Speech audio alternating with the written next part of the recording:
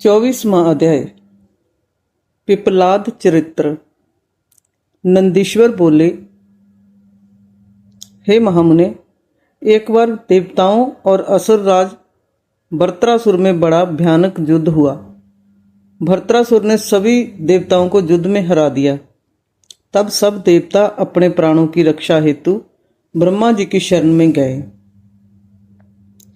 ब्रह्मा जी के पास पहुंचकर देवताओं ने उन्हें अपनी सारी परेशानियां बताईं और उनसे अपनी प्राण रक्षा की प्रार्थना की। ब्रह्मा जी ने कुछ देर तक विचार किया और फिर देवताओं से कहा, हे देवताओं, महर्षि दधीचि ने भगवान शिव की घोर तपस्या करके उनसे वर मांगा है कि उसकी हड्डियां वज्र सी कठोर हो जाएं। इसलिए तुम महर्षि दधीचि से उनकी अस्थियों को मांग लो। उनकी हड्डियों से वज्र का निर्माण करके ही वृत्रासुर का संहार किया जा सकता है। ब्रह्मा जी के वचन सुनकर देवराज इंद्र, देवगुरु बृहस्पति और अन्य देवताओं को साथ लेकर महर्षि दधीचि के आश्रम में गए। वहां पहुंचकर उन्होंने महर्षि को हाथ जोड़कर प्रणाम किया। देवताओं को अचानक इस प्रकार आया देखकर दधीचि ने उनके आने का कारण पूछा। तब देवराज इंद्र ने उनसे कहा, हे महर्षि, आप परम शिव भक्त हैं और शिवजी से मिले वरदान के कारण आपकी हड्डियां वज्र के समान हैं। मुने, हमें अपनी अस्थियां दान करके हमारी रक्षा करें, क्योंकि वृत्रासुर का वध तभी संभव हो सकेगा। महर्षि दधीचि ने मन ही मन सोचा कि परोपकार से बढ़कर कोई दूसरा कार्य नहीं है। तब देवताओं का कार्य सिद्ध करने हेतु उन्होंने भगवान शिव का स्मरण करते हुए अपने शरीर को त्याग दिया। देवता उन पर पुष्प वर्षा करने लगे।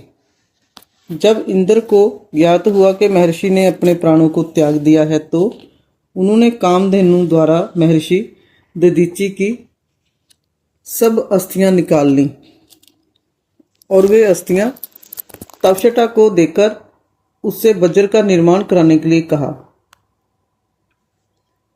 देवराज इंद्र की आज्ञा से तक्षटा देवताओं के शिल्पी विश्वकर्मा के पास गए और उनसे अस्थियों का सुदृढ़ वज्र बनाने के लिए कहा। विश्वकर्मा ने दधीचि की अस्थियों से वज्र का निर्माण किया। इस प्रकार महर्षि दधीचि की अस्थियों से निर्मित वज्र को पाकर देवराज इंद्र बहुत प्रसन्न हुए और असुर राज वृत्रासुर का वध करने के लिए चल दिए। उन्होंने युद्ध भूमि में जाकर वृत्रासुर को ललकारा और अपने वज्र से उस पर कठोर प्रहार कर उसे किसी पर्वत की भांति खंड खंड कर डाला। वृत्रासुर के मरते ही देवताओं की प्रसन्नता की कोई सीमा ना रही। वे उत्सव करने लगे, चारों ओर मंगल गान होने लगे तथा देवता इंद्र की स्तुति करने लगे। उधर दूसरी ओर जब महर्षि दधीचि की पत्नी सुरवर्चा घर के सारे काम पूरे करके बाहर आई तो अपने पति को ना देखकर सशंकित हो उठी। देवता भी वहां नहीं थे। उसे निश्चय हो गया कि उसके पति के साथ देवताओं ने छल किया है।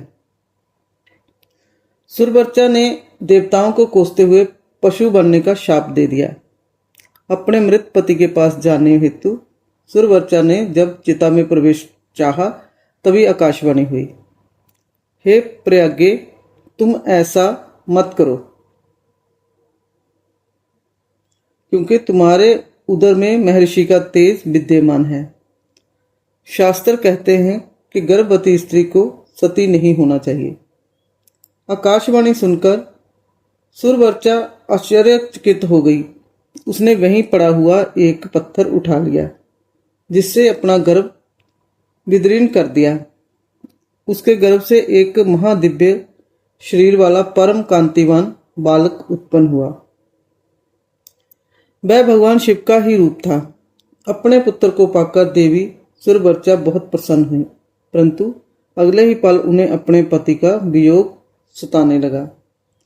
सुरवर्चा ने अपने पुत्र को चूमा और अगले ही पल उसे पिप्पल वृक्ष के मूल में लिटा दिया और बोली, हे पुत्र, तुम इसी वृक्ष के पास निवास करो और सभी मनुष्यों के साथ प्रेम का व्यवहार करो।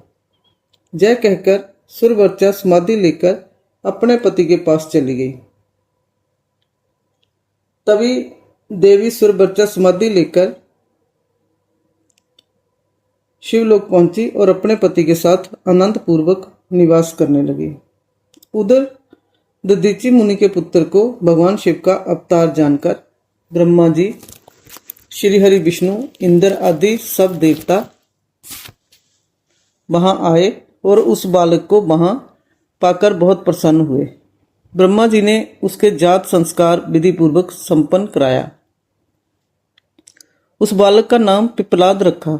उस समय देवताओं ने बहुत उत्सव किया, फिर अपने लोक को चले गए। पिप्पलाद बहुत समय तक उसी वृक्ष के मूल में तपस्या करते रहे और मनुष्यों के हित के लिए कार्य करते रहे।